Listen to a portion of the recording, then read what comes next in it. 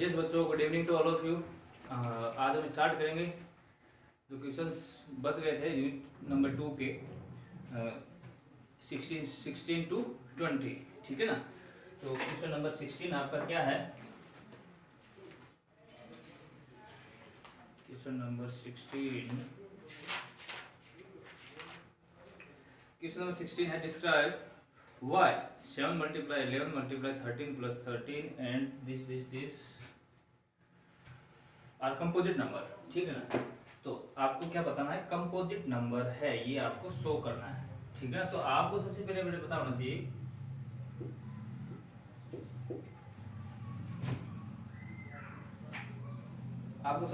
होना चाहिए composite number की क्या डेफिनेशन है।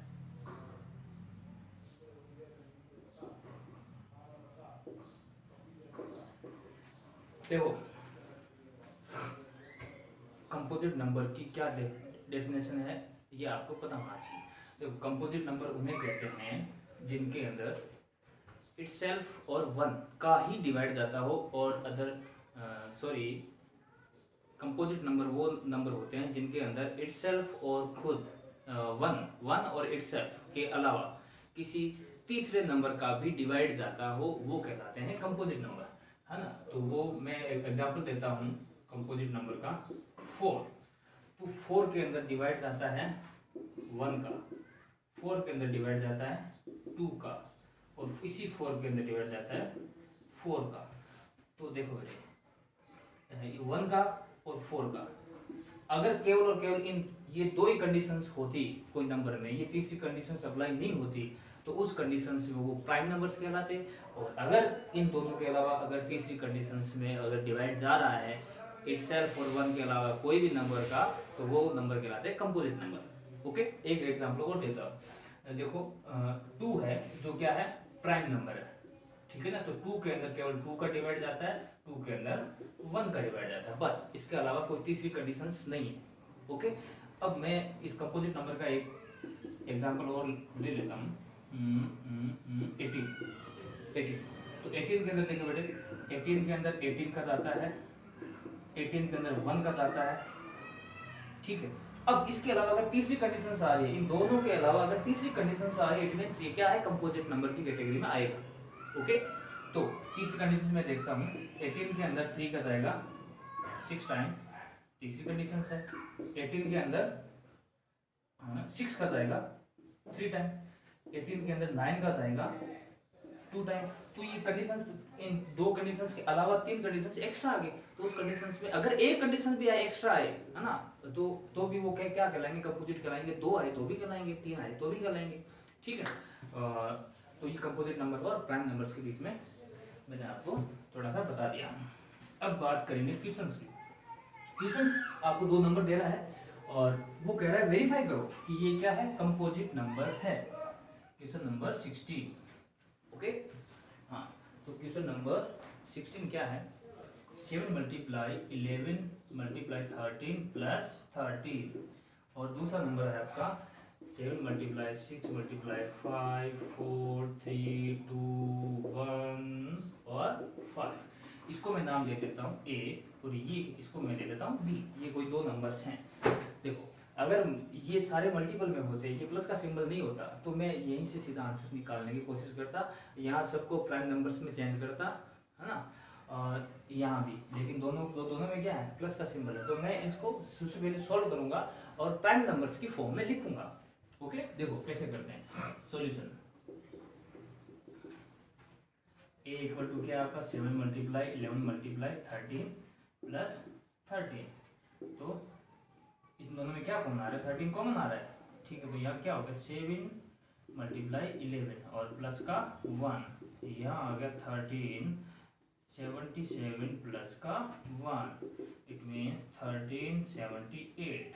अब देखो 13 multiply 78, मैंने इस नंबर को, ये प्लस का सिंबल हटा दिया, मल्टीप्लाई की फॉर्म में मैंने लिख दिया है।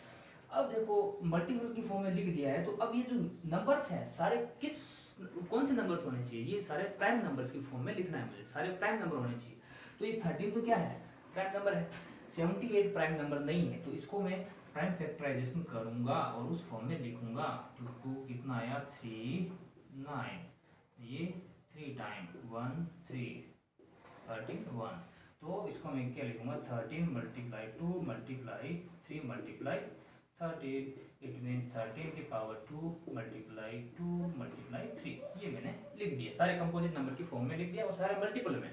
ओके, अब देखो यहाँ ये यहाँ तक आने के बाद आपको एक लाइन लिखनी है, ठीक है ना, आपको एक लाइन लिखनी है। लाइन क्या लिखनी है, देखो आप लिखोगे according to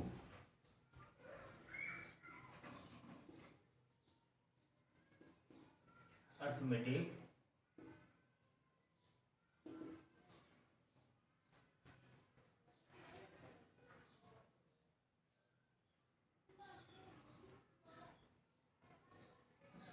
according to arithmetic mathematics,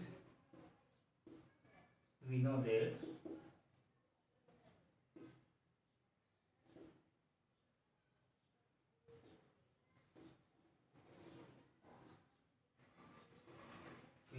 every composite number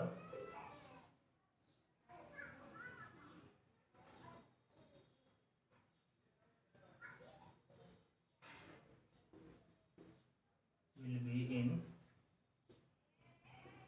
form of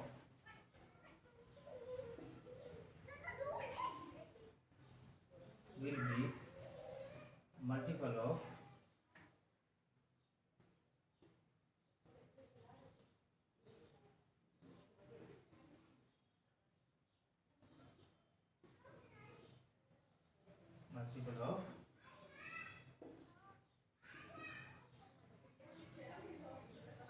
prime numbers. देखो आपको उसके बाद ये दो लाइन्स लिखनी है, ठीक है ना।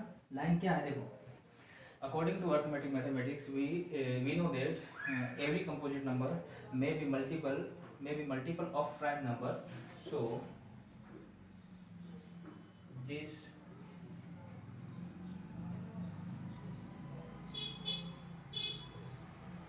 number is composite number. Okay, ये यहाँ तक नीचे वाली लाइन दिख रही है या नहीं दिख रही है, एक बार चेक कर लेता हूँ। ओके ठीक है, देखो ये प्रोसेस लिखना है आपको, ये करना है, मल्टीपल के फॉर्म में लिखा, उसके बाद आपको दो लाइन लिखनी है। According to arithmetic mathematics we know that every composite number may be multiple of prime number, so this number is composite number. ये प्रूफ हो गया फर्स्ट का। अब बात करते हैं इसकी, इसके अंदर क्या कॉमन आ रहा है, 5 कॉमन आ रहा है, तो यहाँ अंदर क्या बता 7 मल्टीप्लाई 6 मल्टीप्लाई 4 3 2 1 और ये 5 कॉमन आ गया, तो प्लस का 1। ओके, देखो प्लस का सिंबल हटाना है मुझे, है ना, इसलिए मैंने ये कॉमन लिया है। 7 6 42 12 और 2 24 और ये मल्टीप्लाई का सिंबल है, सॉरी, है ना, और प्लस का 1। तो ये मल्टीप्लाई किया मैंने 42 को 24 से, 4 2 जा 8 4 4 जा 16 2 2 जा 4 8 1008। ये क्या हो गया 5 मल्टीप्लाई 1008 प्लस का 1। Okay, next 5 multiply 1009। इसके लिए किसका फैक्टर, इसके ये फैक्टर कर सकते हैं, अगर इसका प्राइम फैक्टराइजेशन मैं कर सकता हूँ क्या 1009 का। 2 का नहीं जाएगा इसके अंदर क्योंकि पीछे ओड नंबर है। 3 का किस में जाता है, 3 का जब टोटल का एडिशन करता हूँ, टोटल नंबर्स का एडिशन करता हूँ, तो क्या मेरे पास क्या आना चाहिए, उस नंबर में भी 3 का कंप्लीटली डिवाइड जाना चाहिए ना। तो 9 + 1 10 है, तो 3 का डिविजिबल नहीं है, तो यहाँ फिर 10 के अंदर है तो 9 का भी डिविजिबल नहीं है। 5 यहाँ 5 और 0 आना चाहिए, तो इसके अंदर डिवाइड किसका जा रहा है 13 का, 13 91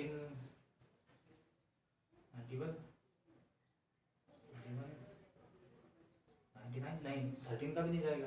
तो यही क्या है 1009 एक प्राइम नंबर ही है, इसके अंदर किसी का डिवाइड नहीं जाता, ठीक है, सेल्फ का जाएगा 1 का जाएगा बस। तो दोनों मैंने प्राइम फैक्टराइजेशन की फॉर्म में मैंने इसको लिख दिया, ठीक है। कंपोजिट नंबर की मैंने आपको डेफिनेशन बताई थी, कोई भी नंबर कंपोजिट नंबर तब होगा जब उसके फैक्टर होंगे किसके अलावा, वन और इटसेल्फ, वन और इटसेल्फ के अलावा कोई दूसरा फैक्टर है, इट मींस वो क्या, कंपोजिट नंबर है। मैंने आपको एग्जांपल भी दिया था। तो ये नंबर क्या है, दोनों डिफरेंट डिफरेंट नंबर्स हैं, डिफरेंट नंबर हैं, है ना, तो इनके फैक्टर अलग अलग आ रहे हैं ना, ठीक है। यहाँ ये बी कोई नंबर है जिसके फैक्टर क्या है, डिफरेंट डिफरेंट आ रहे हैं, अलग नंबर आ रहे हैं, ठीक है। तो ये क्या है, कंपोजिट नंबर। इसके बाद में आपको ये लाइन लिखनी है, इसके बाद में भी ये लाइन लिखनी है, और ये कंपोजिट नंबर प्रूफ हो गए। ओके, बात करते हैं नेक्स्ट क्वेश्चन की।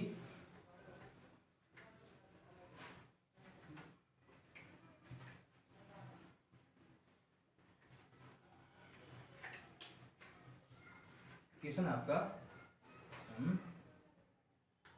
17, क्वेश्चन नंबर 17 आपको दे रखा है if HCF of two numbers this find LCM निकालना है। दो नंबर दे रखे हैं, उसका एचसीएफ दे रखा है, एलसीएम आपको फाइंड आउट करना है। तो नंबर्स आपको क्या दिया है, गिवन डाटा, क्या दिया हुआ है, गिवन डाटा, गिवन डाटा क्या है आपके पास, ए इक्वल टू कोई दो नंबर ए बी दे रखे हैं 306 एंड बी की वैल्यू आपके पास है 657 और एच सी एफ इनका दे रखा है 9। फाइंड क्या करना है, एल सी एम, ठीक है ना, फाइंड क्या करना है, एल सी एम। ओके, तो इसको अब स्टार्ट करेंगे, एल सी एम फाइंड। आप क्या लिखोगे,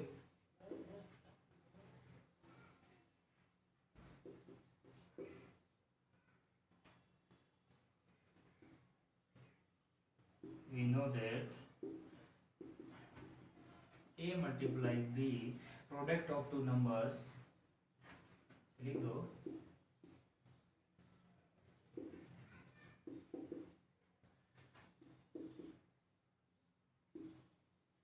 equal to product of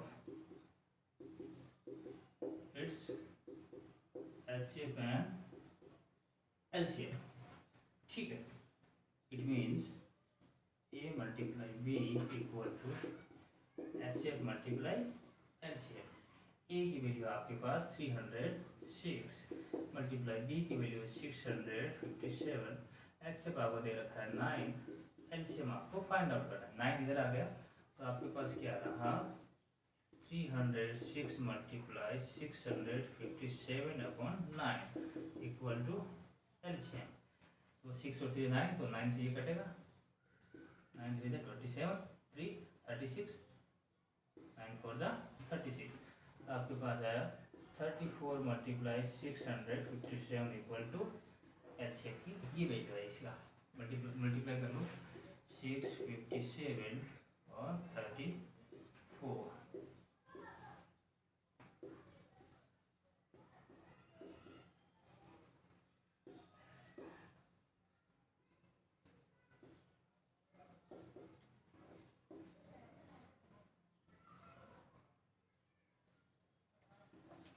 क्या है आपके पास 2 2 3 3 8, ये आपके पास हो गया आंसर। ओके, तो ये आपका क्वेश्चन नंबर हो गया 17। ये सबको पता है ये फॉर्मूला, है ना, इसके अंदर कुछ भी नया नहीं था। यस, अब बात करेंगे क्वेश्चन नंबर नेक्स्ट क्या है आपका क्वेश्चन, क्वेश्चन नंबर आपका 18। क्वेश्चन नंबर 18 क्या कह रहा है, रीड करो सारा उससे। क्वेश्चन नंबर 18 आपको वेरी इंपॉर्टेंट क्वेश्चन है। क्वेश्चन नंबर 18 क्या कह रहा है, देखो, ए rectangular veranda is of dimension 18 meter 72 centimeter and 30 meter 20 centimeter. Square tiles of some dimensions are used to cover it. Find the least number of such tiles. Okay, आपको क्या find करना है,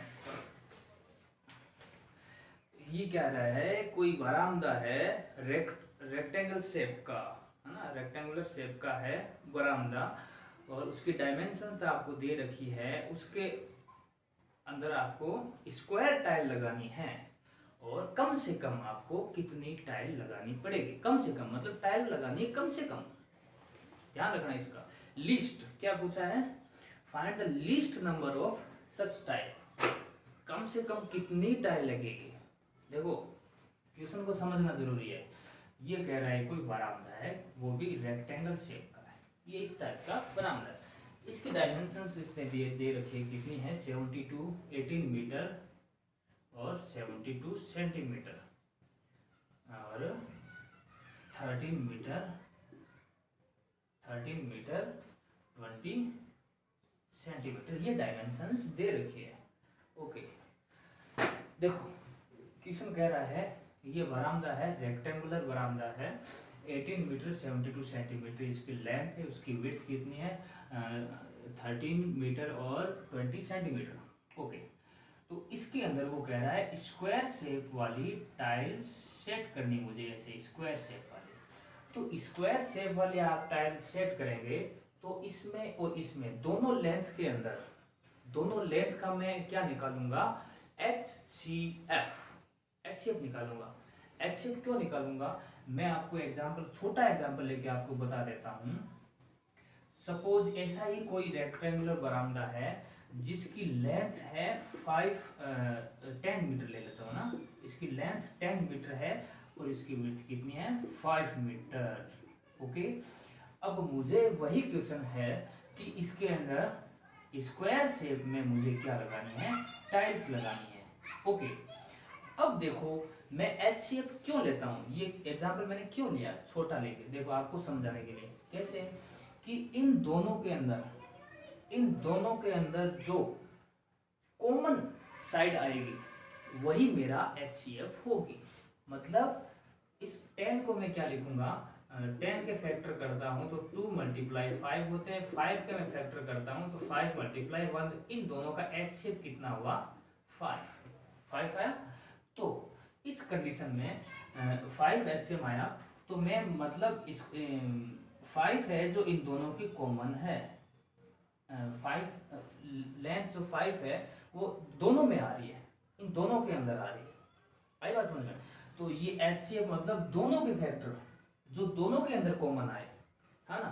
अगर आप कहोगे मैं इसके अंदर, अब इसके अंदर में 5 आया तो 5/5 की मैं टाइल लगा सकता हूं। कितनी टाइल आएगी, 4 टाइल्स लगेगी। ये 5 सॉरी 2 ही टाइल आएगी ना, क्योंकि ये टोटल 10 है तो ये यहाँ से 5, ठीक है। तो ये 5 तो ये 5 और ये तो 5 है। ओके तो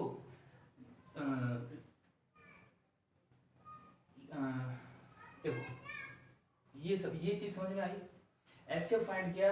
अब आप कहोगे मैं तो 6 की टाइल लगाऊंगा, अगर 6 की तो आप टाइल 6 की लगा नहीं सकते, दोनों के अंदर कॉमन नहीं है 6, तो 6 इधर से क्या है बाहर चला जाएगा। अब आप कहोगे तो आप 4 की लगा दें, है ना, 4 की, तो 4 यहाँ कॉमन नहीं आ रहा, तो आप अगर यहाँ 4 की लगाते हैं 4/4 की, तो ये 4 हो गया टोटल, सॉरी ये 5 है तो ये 4 हो गया। तो यहाँ बेटे क्या ऊपर जगह बच जाएगी, है ना। तो ये स्क्वायर शेप में से कोई आपके पास क्वेश्चन आए तो HCF निकालेंगे, और HCF का मतलब होता है दोनों डायमेंशंस क्या आए, कॉमन आए, तभी मैं स्क्वायर शेप वाला टाइल लगा सकता हूं। अब बात करते हैं क्वेश्चन, ठीक। आपको क्या गिवन है,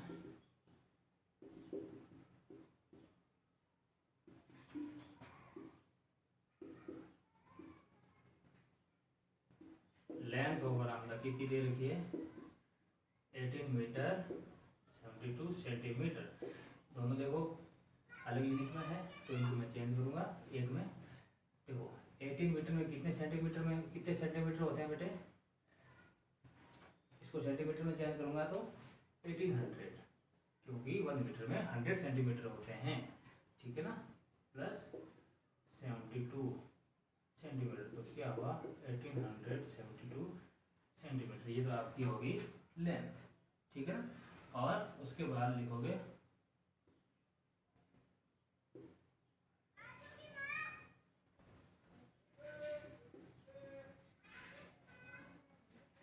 विड्थ कितनी है 13 metre 20 centimetre, it means 1300 centimetre plus 20 centimetre, 1320 centimetre length और breadth. Now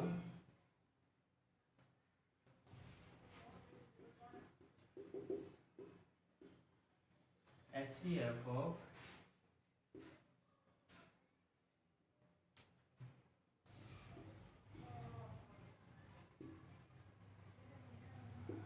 length and breadth, ठीक है ना। तो लेंथ और ब्रेथ की मैंने HCF निकाला, तो मैं इसको इसके प्राइम फैक्टराइजेशन करूँगा। 1872 का क्या होगा यहाँ लिखूँगा, और 1320 का प्राइम फैक्टराइजेशन यहाँ लिखूँगा। तो 1872 का कितना आया,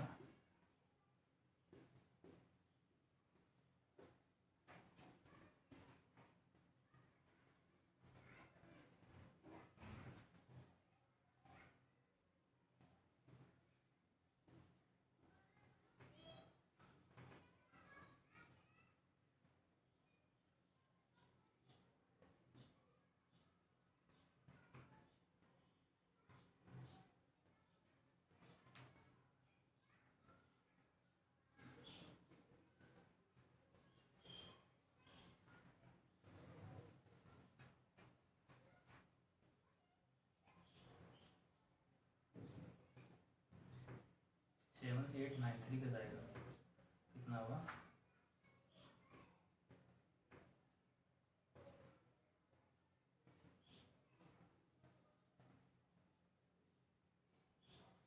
13 इसका तो हो गया 2 इट मीन्स 2 की पावर 1 2 3 4, 3 की पावर 2 और मल्टीप्लाई 13। अब बात करते हैं इसकी, इसके प्राइम फैक्टराइजेशन करता हूँ। 6 2 12 1 6 2 12 330 1 6 5 और 5 5 3 जा 15 1 और 5, फिर 5 11 11 का 1 टाइम। इसको मैं लिखूँगा 2 multiply 2 multiply 2 multiply 3 multiply 5 multiply 11। It means इसको क्या लिखूँगा, 2 की पावर 3 मल्टीप्लाई 3 5 मल्टीप्लाई 11। ये मैंने इसके प्राइम फैक्टराइजेशन कर ली, ठीक है। अब बात करते हैं नेक्स्ट देखो, अब इनका HCF कैसे निकालेंगे। तो HCF क्या होगा, इन दोनों के अंदर जो कॉमन पावर होगा, कॉमन हो वही HCF होगा, है ना। Smallest power of common factor, ठीक है ना। तो कॉमन फैक्टर की 2 है कॉमन दोनों के अंदर, तो स्मॉलेस्ट पावर क्या है, स्मॉलेस्ट पावर 2 की पावर 3। 3 भी दोनों में कॉमन है, तो स्मॉलेस्ट पावर क्या है, 3 की पावर 1, इट मीन्स 3। उसके बाद 13 दोनों में नहीं है, 5 दोनों में नहीं है, 11 नहीं है, तो ये आपका होगा HCF। 2 की power 3 it means 2 multiply 2 multiply 2 multiply 3, 2 2 जा 4 4 2 जा 8 8 3 जा 24। तो HCF आपका आया 24 HCF आया। इसका मतलब 24 जो लेंथ है, ये 24 क्या 24 सेंटीमीटर जो लेंथ है, जो दोनों के अंदर क्या आ रही है, कॉमन आ रही है। ओके, दोनों के अंदर 24 कॉमन आ रही है, तो मेरे पास क्या आया, ये 24 क्या है, एक टाइल की लेंथ ब्रीथ कुछ भी कर दो, टाइल की साइड मेरे पास मिल गई। आप उसके बाद आप क्या लिखेंगे, ये निकालने के बाद HCF फाइंड हो गया। उसके बाद आप यहाँ एक लाइन लिखेंगे हैंड्स, आप लाइन लिखेंगे hands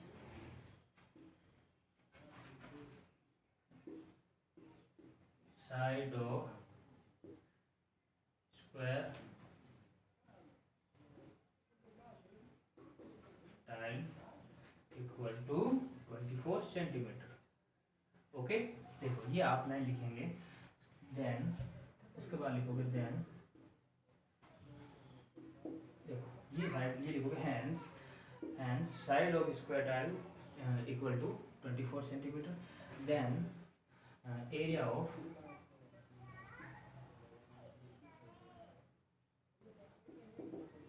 one tile equal to a square, square shape का स्क्वायर का एरिया क्या होता है, साइड इसका square, it means 24 multiply 24 equal to, ये मल्टीप्लाई करो 24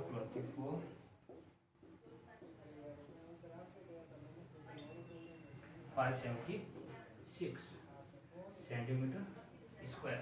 ओके, यहाँ तक कर लिया आपने। देखो सबसे पहले लेंथ लिखा, गिवन डाटा आपके पास लेंथ ये है, सब इस लेंथ को किस में कन्वर्ट किया, सेंटीमीटर में, और ब्रीथ को आपने कन्वर्ट किया सेंटीमीटर में। ये है आप देखो now HCF of length and breadth of बरामदा।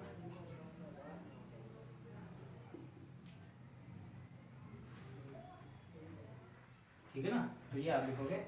उसके बाद इनका एचसीएफ प्राइम फैक्टराइजेशन किया, तो एचसीएफ आपके पास ये फाइंड होगा। उसके बाद hand side of square shape tile 24 centimetre, then area of one tile this. ठीक है, एक टाइल का आपके पास एरिया आ गया, और टोटल एरिया कितना है, ये टोटल एरिया आपको पता है, लेंथ मल्टीप्लाई ब्रीथ होती है रेक्टेंगल का एरिया, है ना। तो इसके बाद मैं मिटा रहा हूँ, इसको ऊपर से ध्यान रखना।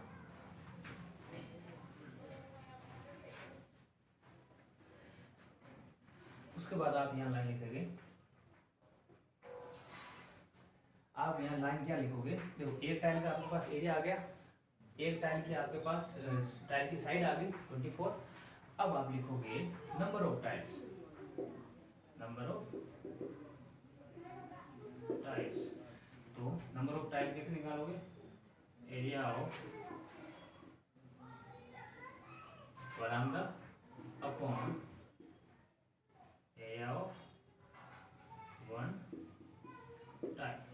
ठीक है, देखो टोटल बरामदे का टोटल एरिया और अपॉन के अंदर एक टाइल का एरिया, तो ये डिवाइड करूंगा, मेरे पास आ जाएगी नंबर ऑफ टाइल्स। ठीक है, अब आपको पता है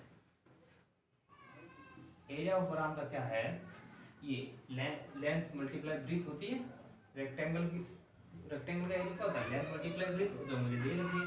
तो ये 1320 multiply 1872 upon area of one tile मतलब 24 मल्टीप्लाई 24। आप चाहो तो ये भी लिख सकते हैं, नो प्रॉब्लम। ठीक, वो ये लिख दो, कोई दिक्कत नहीं है। ओके, अब इसको करो सॉल्व। देखो 6 0 2 की टेबल से जाएगा, दोनों 4 की टेबल से भी जाएगा 76। ठीक है ना, 4 की टेबल से काटता हूँ, तो 4 3 जा 12 1 2 4 3 जा 12, 4 की टेबल से कट गया, 4 1 जा 4 1 रिमाइंडर 78, 4 4 जा 60 1 रिमाइंडर 60, 4 4 जा 60।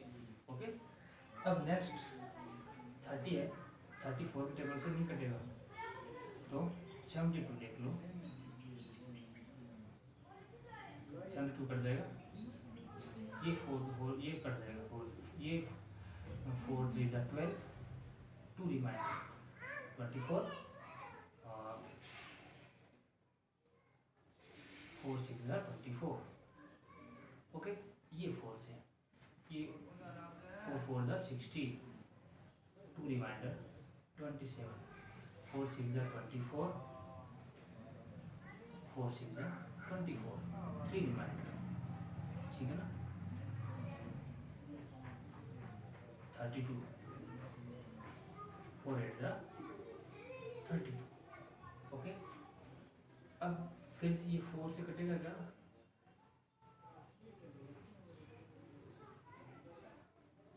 नहीं कटेगा,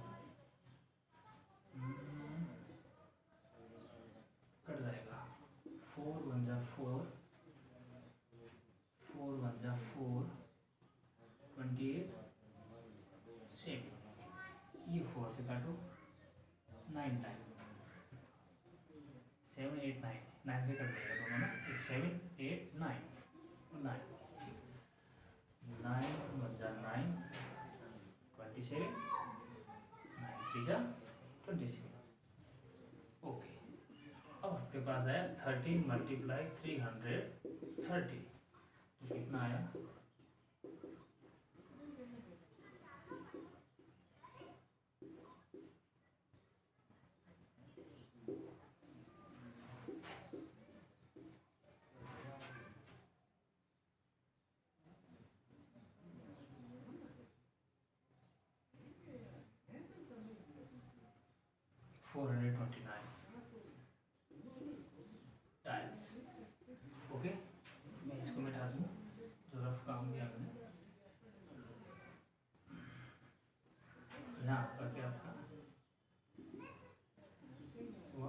72 मल्टीप्लाई 1320 अपॉन 576। इसको मैंने सोल्व किया तो मेरे पास ये आया। ठीक, तो मेरे पास कितनी टाइल लगेगी? 4290 ये टाइल्स लगेगी, है ना, तब जाके मेरे पास ये टोटल बरामदा कवर होगा। ओके, आपसे ये पूछा है नंबर ऑफ टाइल्स बताओ, ठीक है ना। अब बात करते हैं नेक्स्ट क्वेश्चन की, यही आपका आंसर है, ठीक है ना। ये पूछा है आपसे, पूछा है find the least number of such tiles, बस, हाँ, कम से कम कितनी टाइल लगेगी। नेक्स्ट क्वेश्चन है आपका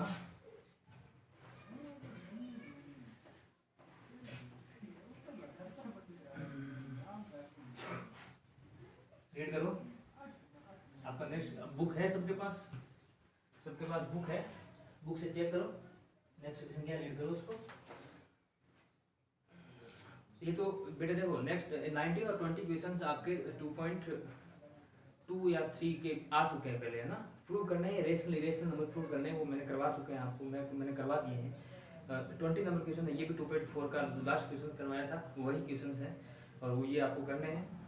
19 का मैं एक क्वेश्चन चलो करवा ही देता हूँ, जो आपका है कोई भी मैं ले लेता हूँ, ये ले लेता हूँ 3/2√5। ये आपको क्या प्रूफ करना है? इरेशनल है ना। तो इसके अंदर सॉल्यूशन सीधा सा सिंपल सी बात है, आप सबसे पहले नंबर को क्या मानेंगे? रेशनल मानेंगे। तो आप क्या लिखोगे? लेट 3/2√5 इज रेशनल नंबर, ठीक है। सो 3/2√5 इक्वल किसके होगा? P/Q की फॉर्म में, रेशनल है तो P/Q की फॉर्म में लिख सकता हूँ, और Q नॉट इक्वल टू 0, और P एंड Q आर को प्राइम। ओके, ये मैं लाइन लिखूंगा। उसके बाद क्या लिखोगे? देखो इसको सॉल्व करेंगे।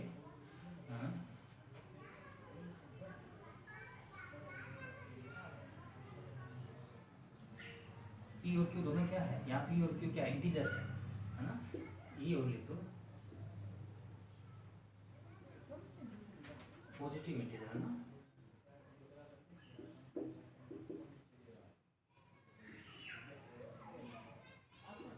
ठीक है, अब देखो मैं ये जो रूट की वैल्यू है ना, इसको मैं अलग लिखता हूँ। बाकी आप चाहो तो इसको स्क्वायर करके वैसे कर सकते हैं, no problem.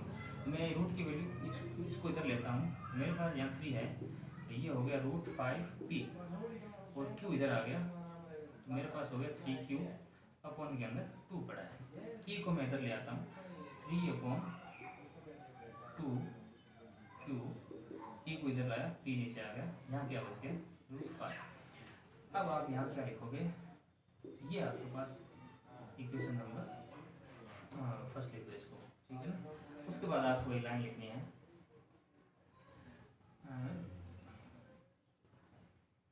From equation number first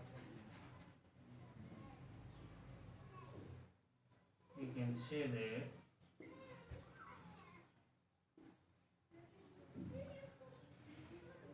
P and Q are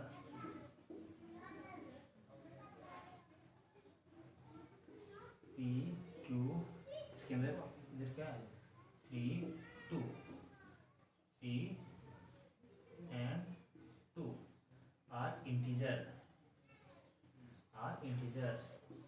so ये सारे इंटीजर है, तो 3Q/2P भी क्या होगा? 2P also an इंटीजर, ये भी क्या होगा? इंटीजर होगा। अगर ये वैल्यू इंटीजर है और ये आपके पास आगे क्या है? रूट के अंदर है, तो ये आपके पास रूट के अंदर वैल्यू हो तो क्या कहोगे आप? ये क्या है? इरेशनल नंबर है ना। तो देखो इंटीजर्स किस में आते हैं? रेशनल में आते हैं। Integers equal to irrational number, कभी नहीं, नेवर, है ना। तो उसके बाद आपको वो 2 लाइन लिखनी है, और assumption इज रॉन्ग, है ना। √5 is a irrational number, but in this equation 1 show it rational number है ना। सो और assumption is wrong and 3/2 √5 is क्या, इरेशनल नंबर। ठीक है ना, ये आपको पीछे की 2 लाइन लिखनी है जो आप हर क्वेश्चन से पीछे लिखते आए। ओके, ये आप ऐसे कर लेना। और लास्ट क्वेश्चन मैं नहीं करवा रहा, ये आपको करना है। अभी बात करेंगे कि